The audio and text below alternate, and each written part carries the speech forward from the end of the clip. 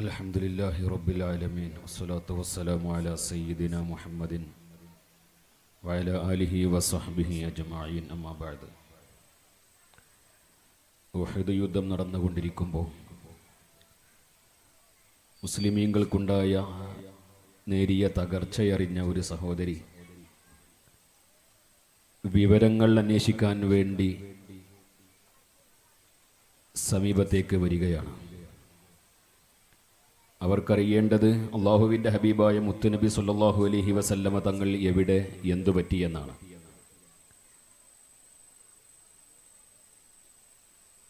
അവിടെ എത്തിയപ്പോഴേക്കും അവർ കാണുന്നത് ഒരു ജനാസയുമായി സ്വഹാബത്ത് ഇങ്ങനെ വരുന്നത് കണ്ടപ്പോൾ ചോദിച്ചു, ഇത് ആരുടെ ജനാസയാണ്?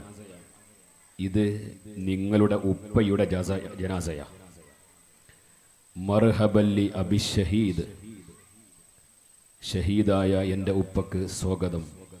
അങ്ങനെ വീണ്ടും അന്വേഷിച്ച് മുന്നോട്ട് പോകുമ്പോൾ തൻ്റെ മകൻ്റെയും സഹോദരൻ്റെയും ഭർത്താവിൻ്റെയും ജനാസയുമായി സ്വഹാബത്ത് വന്നപ്പോഴും അവർക്കെല്ലാം സ്വാഗതം പറഞ്ഞ ഈ സഹോദരി അപ്പോഴാണ് മഹാനായ ഹംസത്തുൽ ഖറാർ റളിയല്ലാഹു അൻഹു വഫാത്തായി എന്ന വിവരമറിയുന്നത്. കേട്ടയുടനെ ഈ സഹോദരി വാവിട്ട് കരയാൻ തുടങ്ങി.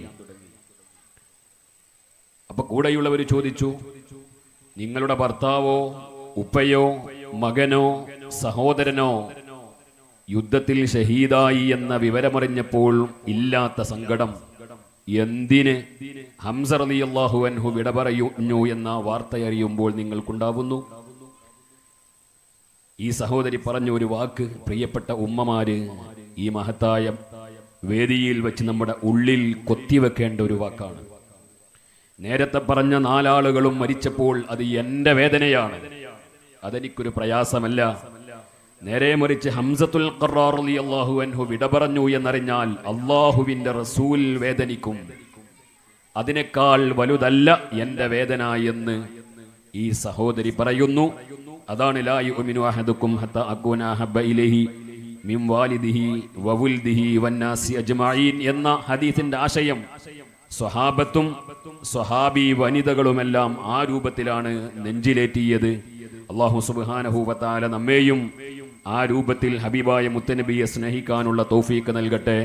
റബീഉൽ അവ്വൽ മാസം 1 മുതൽ തുടങ്ങിയ നമ്മുടെ എല്ലാ പരിപാടികളും മൗലിദും നമ്മുടെ വീടുകളിൽ 1 മുതൽ നിങ്ങളൊക്കെ ചൊല്ലിയിട്ടുണ്ടാകും.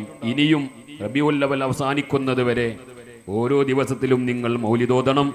അല്ലാഹു സുബ്ഹാനഹു വ തആല എല്ലാം കബൂലാക്കി തരുമാറാകട്ടെ. ആമീൻ. ഈ മഹത്തായ പരിപാടിക്ക് എല്ലാവിധ ഭാവുകങ്ങളും അറിയിക്കുന്നു. അസ്സലാമു അലൈക്കും വറഹ്മത്തുള്ളാഹി.